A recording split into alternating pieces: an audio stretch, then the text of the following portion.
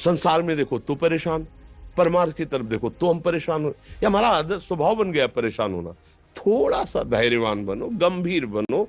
कोई इस भारी से भारी विपत्ति में परेशानी स्वीकार करके विपत्ति से थोड़ी निकला जाता। सुलझो, ठीक है, ये विपत्ति आई, समस्या आई, इसका समाधान होगा।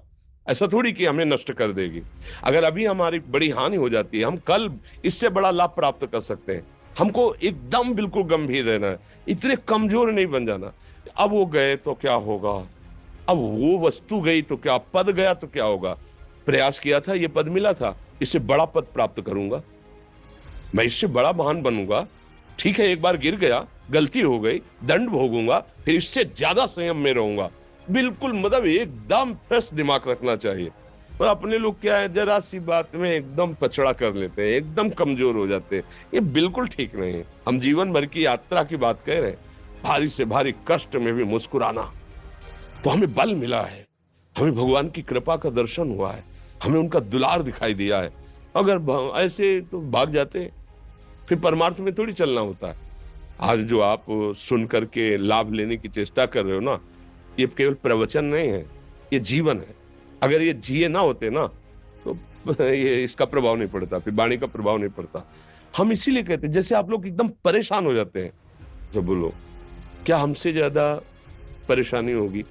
दोनों किडनी खराब, दवाई लाने के लिए पैसे नहीं, पानी रखा है हम उठ के पी नहीं सकते, भीषण शरीर में कष्ट, भीषण बुखार, क्योंकि किडनी फेल, जरा में बुखार, खाने को क्या, रोटी मांग के लाओ। अगर वहां सब्जी मिलती है तो लाल मिर्च ऐसी पड़ के मिलती थी कि वो पा नहीं सकते थे। आप सोचो, पानी लाना है तो मुझे लाना है, पीना है तो मुझे पीना है।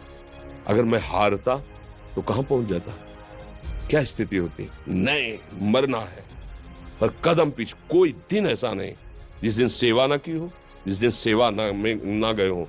गुरु जी की सेवा में जाना है, पहले अपने को स्वस्थ साबित करना है, नहीं वो सेवा नहीं लेंगे। तुम बीमार हो, तुम कष्ट में हो, ऐसे उनकी दृष्टि बड़े शांत है। उनकी सेवा की, आके लेट गए, फिर हिम्मत की, अपनी श्री जी की सेवा की, मधुकरी नहीं गए, 3-3 4-4 दिन भोजन नहीं गए, पर सेवा नहीं छोड़ा, दिनचर्या नहीं छोड़ी। और उसका प्रधान कारण संयम, ब्रह्मचर्य, भगवदाश्रय, नाम जप, कभी हारने नहीं दिया।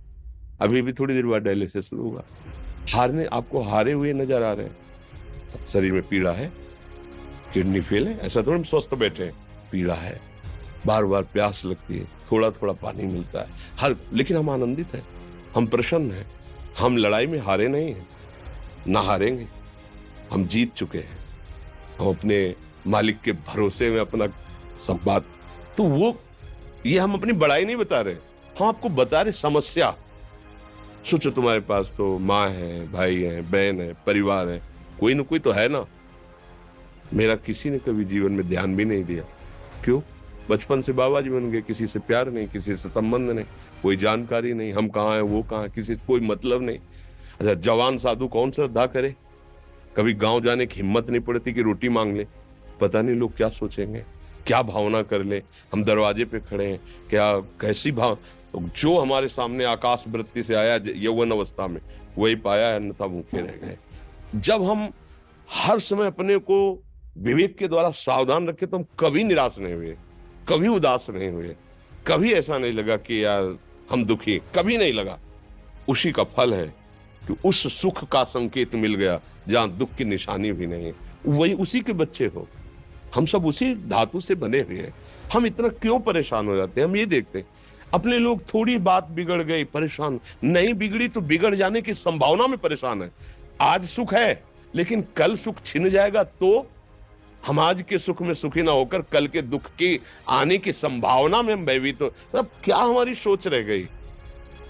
हमको इतना बलवान बनना है कि सुख और दुख दोनों हमको छू न सके। भारी से भारी सुख की व्यवस्था है तो अहंकार नहीं, हर्षित होकर किसी का अपमान न करे कि हम धनी, हम पदाधिकारी, अमुक। भारी से भारी दुख आया तो हमें किसी के सहयोग की जरूरत नहीं, हम फिर अपने कदम बढ़ाएंगे, हम फिर जुड़ी हुई अपनी भावनाओं को सजाएंगे। मस्त जीवन एकदम। तुम अविनाशी के बच्चे हो। शेर का बच्चा भेड़ों के बीच में फंसकर म्यों म्यों बोल रहा है, बस अगर दहाड़ना सीख जाए तो कोई भी उसे परास्त नहीं कर सकता। ऐसे भगवद अंश, तू प्रपंच में फंसकर अपने को इतना दीन क्यों देख रहा है? तू ऐसा है कि भगवान के दिव्यास्त्र में भी ताकत नहीं तेरे को मार सके। तू अविनाशी का अविनाशी बच्चा है, विनाशी भोगों को, विनाशी शरीर को मैं मान के इतना भयभीत, इतना दुख, ठीक नहीं। ये सबके लिए, केवल एक के लिए नहीं। आप समझो, आप लोग सोचते हैं हम गृहस्थ होकर भला ऐसी स्थिति कैसे। जनक जी सुखदेव जी के गुरु हैं और राजा हैं, महल है, रानियां हैं, नौकर है, चाकर। क्या सुखदेव जी जिनके शरीर में लंगोटी भी नहीं है, दिगंबर, परमहंस, परमहंस के गुरु हैं जनक जी जो राजा हैं। समझो आप ऐसा ना सोचे कि हम नौकरी कर रहे हैं, हम संसार में, हम गृहस्थ हैं, हम आध्यात्मिक की ऊंचाई पर नहीं चढ़ सकते। नहीं, आप एक सरकारी नौकरी या आप किसानी या व्यापार करते हुए आप एक अध्यात्म की ऊंचाई में चढ़ सकते हैं। और अध्यात्म ही है जो तुम्हें इस माया के दुख सुख से ऊपर उठा सकता है। दूसरा, चाहे जितनी संपत्ति आ जाए, आप सुखी नहीं हो सकते। सब देख लो, आंख खोल के देख लो, अध्यात्म ही है जो तुम्हें हर कष्ट सहकर मुस्कुराकर जीने का रास्ता बता देगा कि आप आनंदित हो जाओगे। कुछ नहीं बिगड़ा, अध्यात्म है तो कुछ नहीं बिगड़ा, अध्यात्म नहीं है तो कुछ नहीं बना, कुछ हाथ नहीं लगने वाला।